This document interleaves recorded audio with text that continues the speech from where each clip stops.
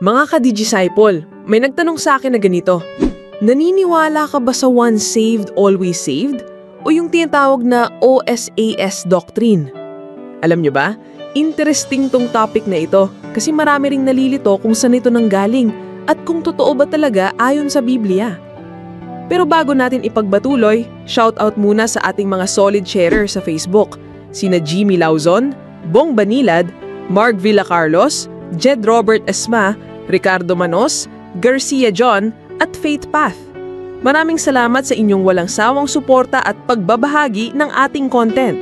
Tunay kayong digital disciple. Unang-una, ano ba ang ibig sabihin ng once saved, always saved? Simple lang. Kapag tinanggap mo raw si Jesus bilang personal Lord and Savior, ligtas ka na magpakailanman, kahit ano pa ang mangyari. Ang tawag dito ng iba ay eternal security. Ngayon, sino ba ang naniniwala dito? Maraming Baptist churches, lalo na sa US, ang nagtuturo nito. Ang mga Calvinist o Reformed Christians ay may tinatawag na perseverance of the saints na kapag totoo kang iniligtas ng Diyos, hinding-hindi ka na mawawala. At marami ring independent evangelical preachers sa TV at YouTube ang nagtuturo nito. Pero hindi lahat ng protestante naniniwala.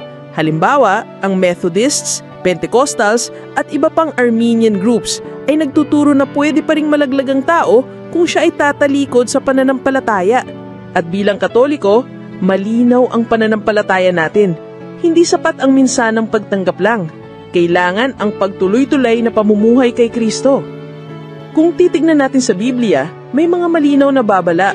Hebreos 6:4-6, imposibleng maibalik ang mga tumalikod matapos matikman ng kaligtasan. 2 Peter 2:20-22, mas masahaw pa ang kalagayan ng mga bumalik sa kasalanan matapos makilala ang Panginoon. Kaya malinaw, posible talagang malaglag kung ang tao mismo ay tatalikod. Kaya kung tatanungin ako, naniniwala ba ako sa once saved, always saved? Ang sagot, hindi. Kasi ang tunay na pananampalataya, hindi one-time event, kundi lifelong journey with Christ. Ang kaligtasan ay isang regalo. Oo, libre. Pero dapat natin itong ingatan, pagyamanin at ipamuhay araw-araw. Mga ka-Disciple, huwag tayong makontento sa minsanang I accept Jesus moment. Araw-araw dapat tayong lumakad kasama niya. Kaya tanong ko sa inyo ngayon, ikaw ba? Ipinamumuhay mo pa rin ba ang kaligtasan na ibinigay ni Kristo? At ito ang Disciple Animation. God bless!